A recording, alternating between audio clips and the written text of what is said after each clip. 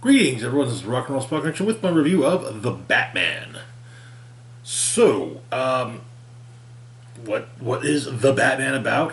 Well, a young, it's supposed to be basically Batman year two.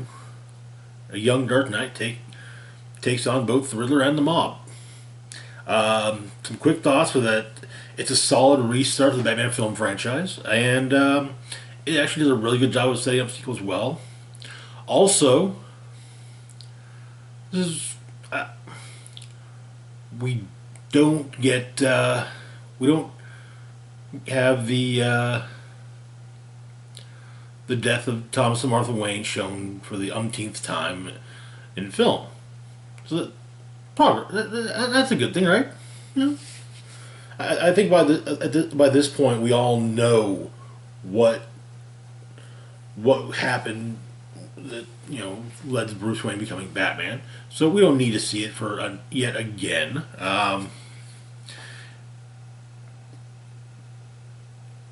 But there are some changes made to the overall mythos. We'll get to that later. I'm not actually going to talk about any of the changes, but yeah. So anyway, cast of note, we got Robert Pattinson as Batman, and briefly also Bruce Wayne.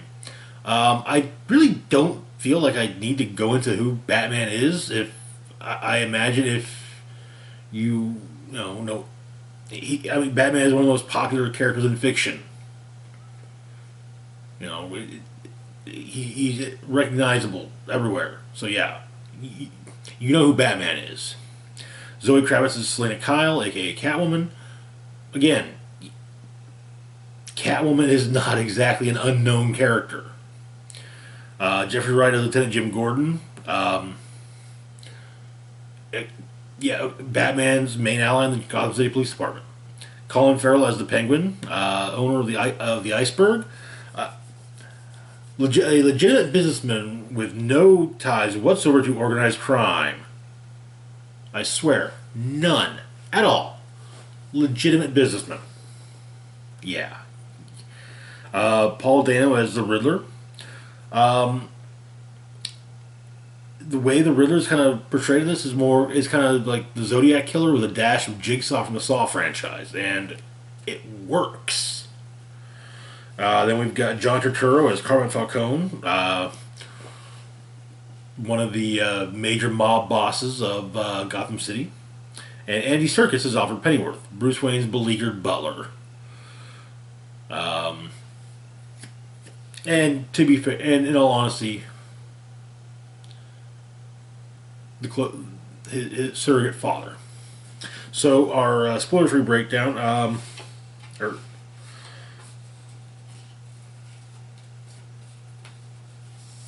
yeah, there we go. Prominent political figures in Gotham are being targeted by the Riddler, who leaves clues for Batman, leading to Batman investigating his past as well as the present, leading him into run-ins with Selena Kyle, Oswald Cobblepot, Carmine Falcone. But yeah, that's kind of the best breakdown I can really give. The ups and downs of the movie. A big thing is that Gotham actually feels like Gotham.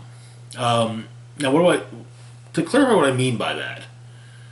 The Dark Knight trilogy is probably the most recent point of reference here, but the Dark Knight trilogy was shot largely in Chicago, and Gotham felt like it was Chicago masquerading as Gotham.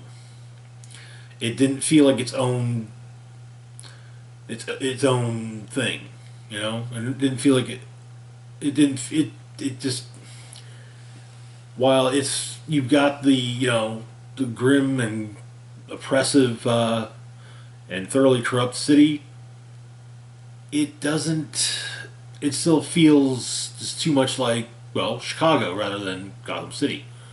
This Gotham City in the Batman actually feels like well, how Gotham should feel.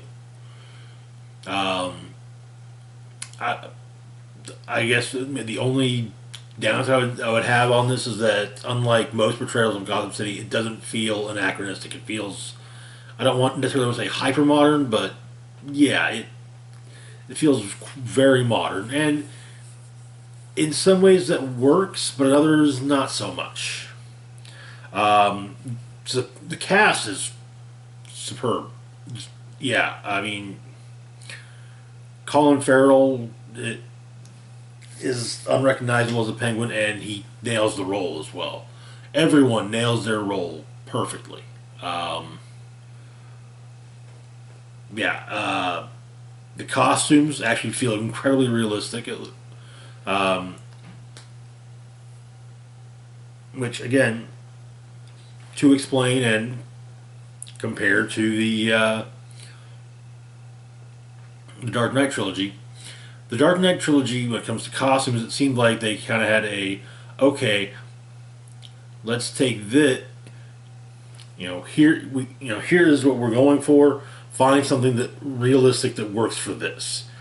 Whereas this said, okay, this is what we're going for, but like the utility belt. In the Dark Knight trilogy, it was the whole magnetic harness thing with the straps cut with the chest straps cut off. This feels more like just like a web belt with things that are that hang off of it, rather than anything special made. Um, some of the some of the gadgets still feel a little okay, a little much, but yeah. And of course, there's the Batmobile, which looks like a heavily modified muscle car as opposed to a tank. um, the story, the story's great, engaging. A lot of exposition.